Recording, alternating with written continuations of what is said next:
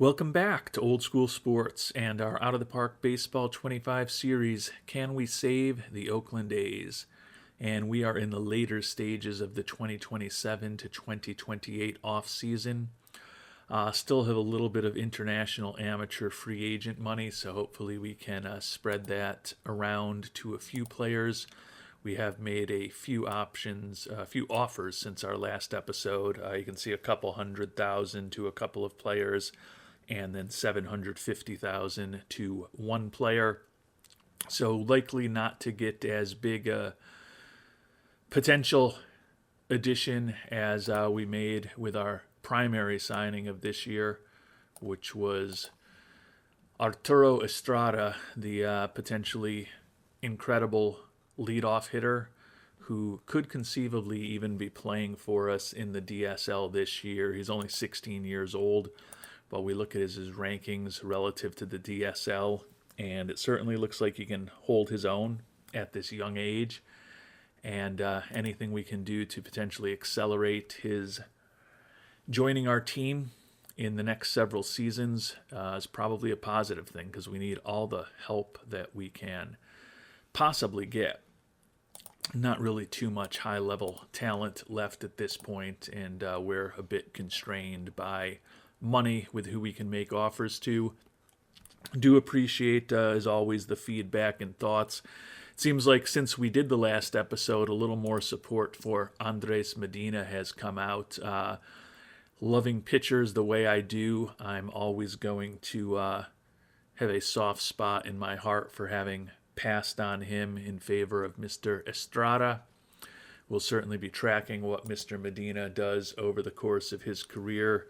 And the hope now is maybe we can add some arms to help us in the upcoming draft, where we'll be picking second overall. Feel like we've got plenty of bats in our organization at this point, but the pitchers were a little light on top prospects. We have invested some important picks in pitchers, but thus far they haven't quite reached the level that we would hope in terms of their development. We did end up signing Hidero Endo. I know many of you were strongly in favor of this. There were some like me who were certainly a bit more reticent about adding him. I will be upfront. I think at $3 million, it's a gamble that I'm willing to take to bring him into the organization. But I'm going to go on record here and say that I think Endo is a potential disaster. I know some of you have phrased him as Joey Gallo, but a great fielder. As we talked about in the last episode, his eye is significantly worse than Joey Gallo's. He's going to strike out more than Joey Gallo. He's got less speed than Joey Gallo, and they both have that brutal 40 contact. I think it's very conceivable that Endo struggles to hit 200 in the majors, and if he plays a full season, could strike out 250 times a year or something absolutely insane. I'm going to bring him on board, and I have brought him on board because I think it would be an interesting thing to do, but I think those of you who are big fans of this guy are going to be sorely disappointed. So that's my first guess on how this works out. I hope I'm wrong, since he's on our team now, and I know he definitely has a profile that I tend to shy away from, with some things that he's really horrible at in terms of the contact, the avoiding strikeouts, and the speed, and some things he's excellent at in terms of the power, and well above average at in terms of his defense and eye. I do sometimes tend to go for more balanced players, particularly towards the top of the draft or the top of the IAFA period. So he'll be a different kind of profile for sure, but I don't think this is going to work out all that well.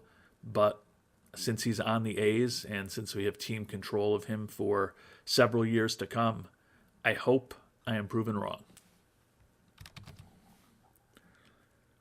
And before we start moving forward towards spring training, one less thing to check in on, and that's the player development lab. And unfortunately, looks like we may only have 3 successful programs for this entire off season. Out of the 3 strength and conditioning programs, right now only Brian Rincon is on track. Unfortunately, Mason Miller and Bertrand Albrighton are struggling. Some of the other programs, Duncan Marston, importantly, is excelling and increasing his pitch movement. He is a pitcher who we picked 4th overall several years back, and he hasn't been horrible, except for the fact that he gives up an insane amount of home runs. So the fact that he's excelling in this program may accelerate his development and eventually give us a useful pitcher who's young, which we could really use at this point. Bubba Chandler, another pitcher who's youngish at age 25 that we traded for last season, is on track with his secondary pitch improvement. But unfortunately, Cameron Cawley, frustrated with his gap power, Cruz Schoolcraft not doing well improving his control. And Luis Lara continues to have a horrible time in the development lab. He had a poor result when we worked on his base running. He had no improvement when we worked on his base stealing. And now he is struggling mightily to improve his defense at center field. So we could conceivably end up going 0 for 3 on potential improvements with Mr. Lara this offseason. So looking at this scorecard with just a matter of weeks until all of the programs are complete, if we can come out of this with 4 successful programs out of the 8 that are still going, I think at this point we take that as a victory. And we did end up signing all 3 of the other international amateur free agents we were looking at. So take a quick look at them here. Certainly nobody with the upside of the players we were talking about last episode. Juan Rojas is a left-handed reliever. Looks like he could have interesting stuff. And honestly, if he develops 4 pitches, he could be in the mix to potentially be a starter. So think for not an exorbitant amount of money, $200,000 worth adding him into our organization. Another player we brought on board, catcher Julio Morales, like his defense. Question is whether he'll hit enough to be a useful major leaguer. And then last but not least, Alex Saunis, Venezuelan pitching prospect, another guy who, best case scenario, he's maybe a 5th starter or an arm for the bullpen, but does give us a bit more organizational depth at our international complex. And we've still got a couple weeks before spring training begins, or less than 2 weeks accurately.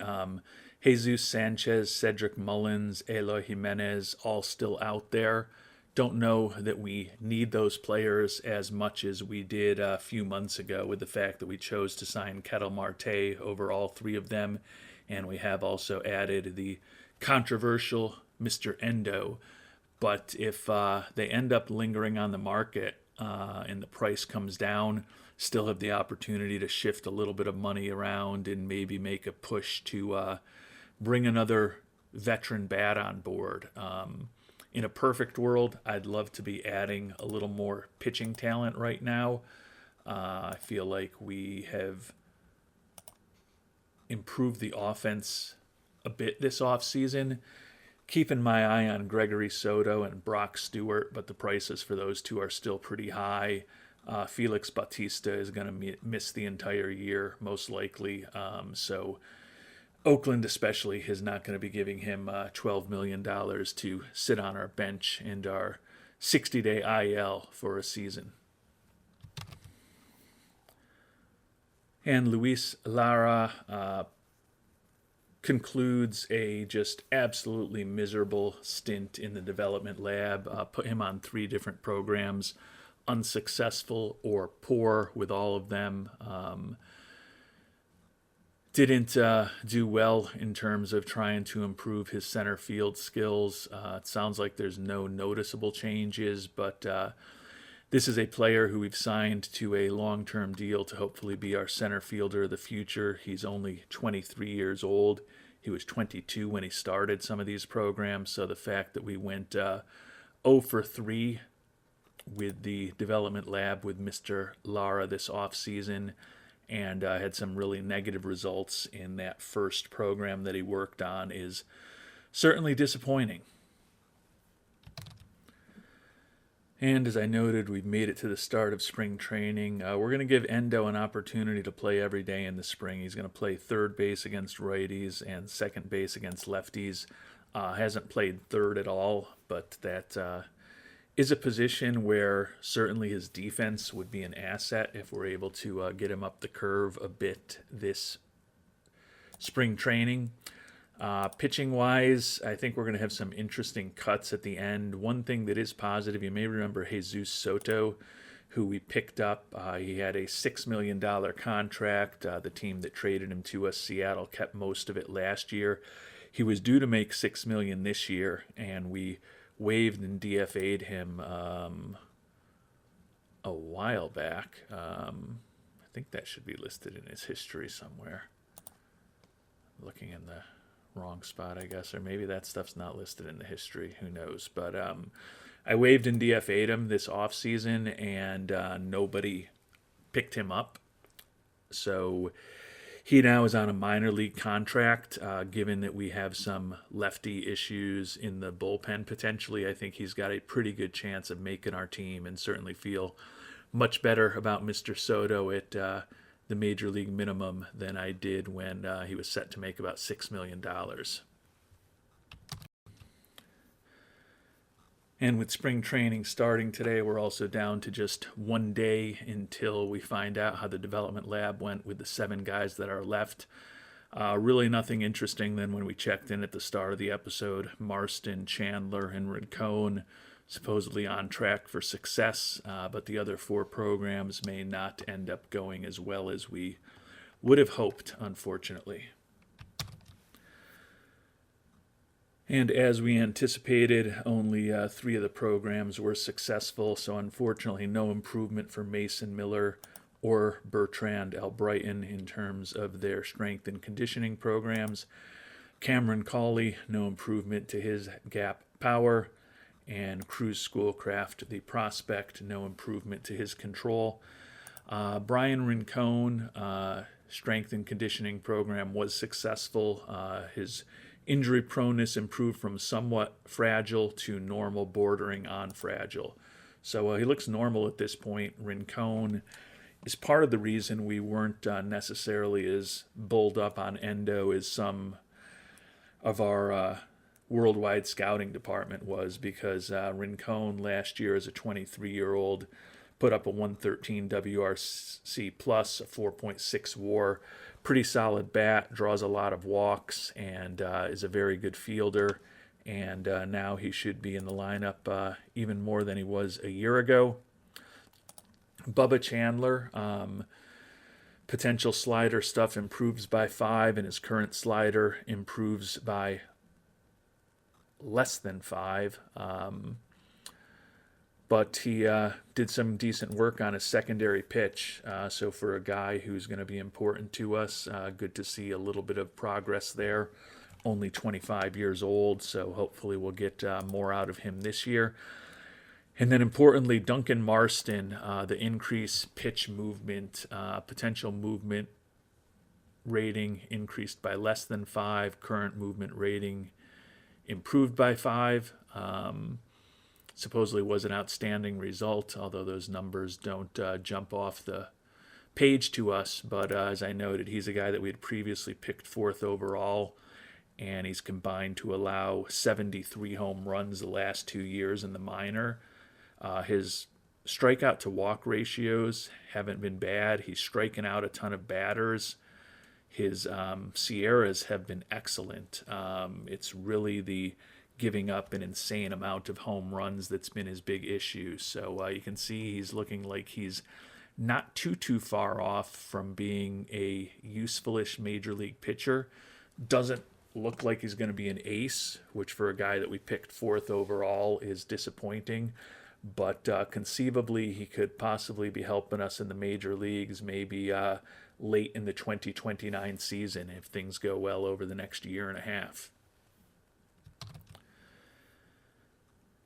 And as spring training gets underway, there are a few of our former pitchers who are still on the market, notably Luis Garcia, Sean Manaea, and Ken Waldachuk. Manaea and Waldachuk still looking for major league deals, but Luis Garcia actually willing to accept a minor league contract, so we'll see if we can bring him on board.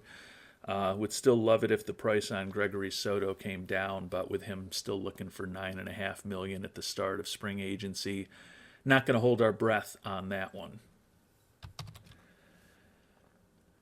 And position player-wise, Sanchez, Mullins, and Jimenez are all still on the market. Mullins, the money he's looking for is getting interesting to us. Don't know that we've got an obvious spot for him given his offensive limitations, but certainly think he could still be a pretty interesting fourth or fifth outfielder for us. But at this point, we're going to let things play out. And if the prices come down or if any of these guys end up being real desperate and just looking for a minor league contract, we will try to pounce. And unfortunately, the start of spring training seemed to be the impetus for some of those players who had been lingering on the market to get signed to guaranteed major league contracts. Sanchez still out there, still looking for $6.5 million. Not a number that we would hit, but if he lingers for another couple weeks, certainly would consider engaging with him. And we made it to the end of spring training. The good news is that there's no significant new injuries. Daryl Hernandez looks like he might be back a little earlier than we had thought when he first got hurt. Going to miss another 3 to 4 weeks, and then we'll put him on a rehab assignment. And Tim Herron, who we picked up in a trade this offseason, looks like he's likely to miss most of the year. We thought there was a chance we could have him around the All-Star break. Realistically, mid to late August or September seems a more realistic time frame for him, but still could be a little bit of help for us as we get closer to the end of the season. The big decisions now are who's going to make the 26-man roster of the 59 people we had in camp. And we pared our team down to 13 pitchers. Just like last year, we might get ambitious and cut it to 12, although I don't think we will. Final 2 cuts were Kenyon Middleton, who we picked up in a trade with the Orioles this offseason. Got him to retain the vast majority of his bloated contract. Just tried trading him and really no interest in him. He refused an assignment to AAA, so we have waived and DFA'd him. Maybe he'll think twice about that AAA assignment if nobody picks him up. If not, he will not be part of our organization. And then Jesus Soto, the left-hander who was with us last year, pitched in an American League high 70 games. Waived and DFA'd him last offseason, so he's on a minor league contract now. Because of that, he ended up being our final cut. Mason Miller, Bubba Chandler back in the rotation. Miller in his familiar number 1 spot. Chandler promoted from the number 3 starter role he was in when he joined us last year. Kyle Bradish, who we picked up in a trade with Baltimore, and Luis Garcia, a recent free agent signing, will be our 3rd and 4th starters. And then Mitch Spence will be number 5 this year, largely driven by his captain personality, which we would like the influence of in the clubhouse, although his stamina is certainly not exceptional. But we do have a lot of former starters in our bullpen. We're going to give Chase Lee the first crack at being our closer. Ben Leeper will be a setup guy. Hunter Brown, who we signed to a minor league contract, is likely to be in a setup role for us. And Kyle Nelson, who we picked up in an off-season trade with the Cubs, also going to be a setup man as a lefty out of our pen. Domingo Germán will be working in middle relief. Thought about him for the rotation, but right now feel better with him in a relief role. Bennett Souza, who we signed this offseason, another lefty out of the pen. Clark Schmidt, who has been a really good pitcher for us for the whole playthrough. He was actually the AL Pitcher of the Month in both August and September last year. Unfortunately, Mr. Schmidt has fallen prey to the age 32, you completely go down the tubes as a pitcher in OOTP 25 curse. He's lost about 4 miles on his velocity, and he's lost some stuff since the end of last season. Quite honestly, he's lost it all as of February when we started scouting him again. So don't trust him quite as much as we used to with the big decline in his velocity and his 5-point decline in his stuff. He's going to be a long reliever and an emergency starter for us to start the year. You can see he was not particularly effective this spring. And then Angel Perdomo, who was a Rule 5 acquisition, we're going to use as a lefty specialist. Don't love the lack of control, but he is very difficult on left-handed batters, and hopefully using him almost exclusively in that role, he'll be a useful arm for our bullpen. And the decision-making to get to the 13 position players we're going to bring north with us was much more difficult than with the pitchers. Had a couple of real tough cuts. Brian Buelvis, who's been a platoon guy for us against left-handed pitching the last couple of years, sent down. And Max Muncy, the solid young third baseman, sent down so he can play every day in AAA. The addition of Endo and the fact that Muncy still had some options made that a move that we took advantage of. Oslevis Basabe, who we had picked up in the Rule 5 from the Boston Red Sox, we sent him back. And then last but not least, we made a trade of a guy who was useful for us last year. Tyler Black was out of options. He was close to a league average offensive player a year ago, stole 17 bases for us. Pretty versatile defensively, but as I said, he was out of options, and he is also set to be making about $3 million next year, so probably not in our long-term plans. And we were able to get the 25-year-old pitcher Jacob Misiorowski from the Milwaukee organization. Love his stuff. Question his control. He's going to start the year for us down in AAA. But if the players that we're a bit more familiar with have some issues, particularly right-handed arms in the bullpen, I could see Misiorowski being up with us in the not-too-distant future. Pretty impressed with his stuff. Good movement on his pitches. The issue is just harnessing that control. He's been reasonably effective in the majors at times.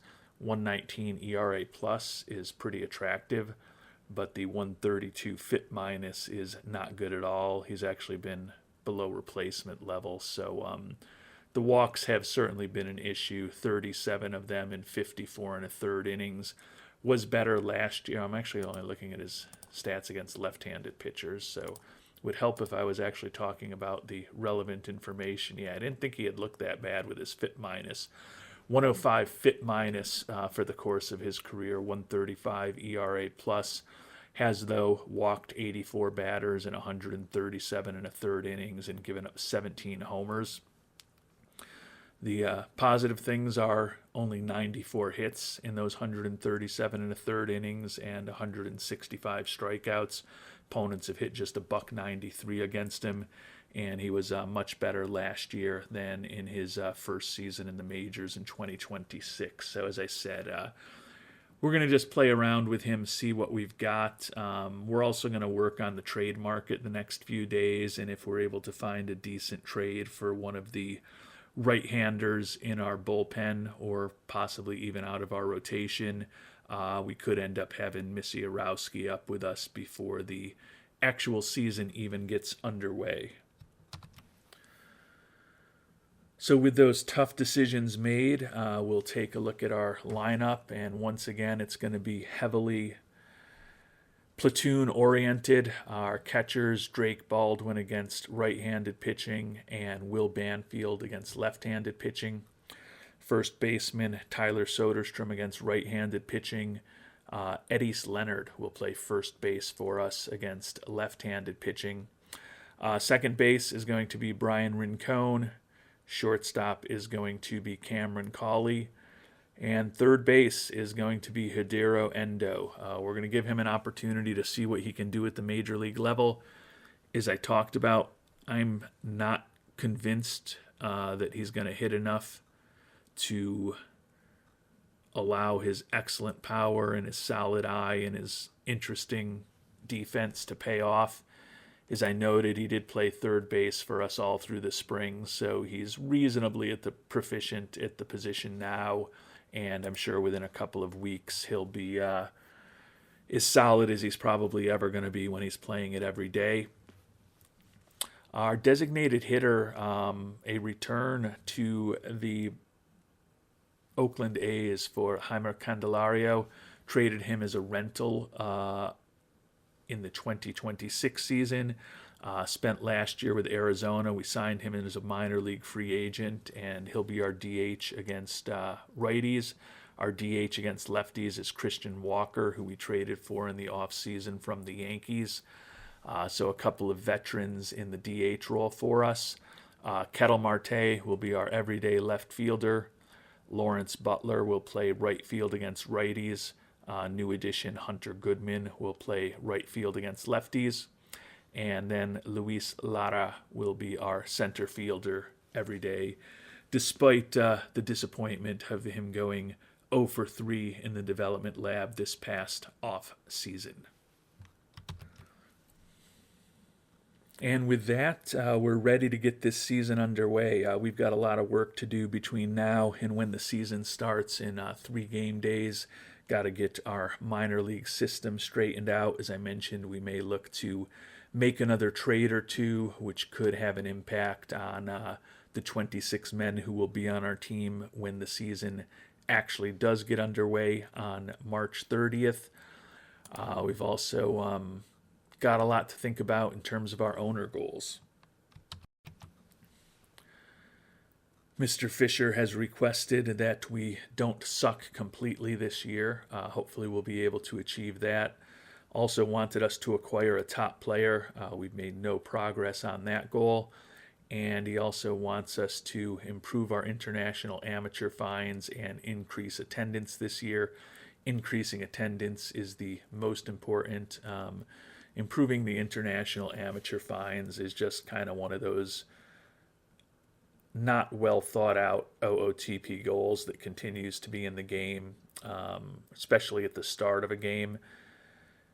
If they're only giving you 5 years to achieve that goal and you're picking people who are generally 16 years old the first year of the deal, it's pretty unlikely that you're going to be getting much WAR by the end of that time period. And yet they insist on doing it that way. I think if there was a longer time frame for it, or if they actually had a little bit of nuance and they just looked for the progression of those IAFAs and other international amateurs through the organization, rather than expecting them to all be contributing at the major league level at the tender age of 20 or 21, I think it would be better. But sometimes I feel like a old man yelling at a cloud when I talk about some of these things.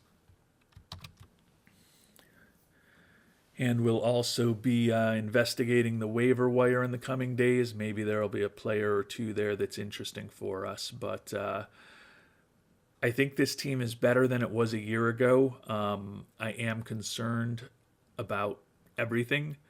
I think the hitting is a little bit better. I still don't know that it's going to be enough. And I think the pitching is probably potentially worse than it was a year ago. We've definitely mixed and matched with the Rule 5, with some trades, with some minor league free agents that we've signed this past off season.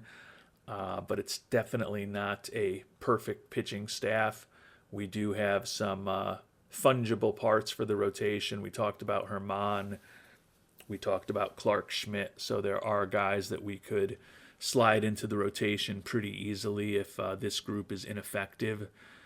Don't love that we don't have a left-handed starter. We do have 3 left-handed arms in the bullpen at this point, though, so hopefully we'll be able to make teams have to think about their lineups when we get into the later innings of the game. And with that, we are going to call it an episode. As always, thanks so much for watching, and hope you have a great day.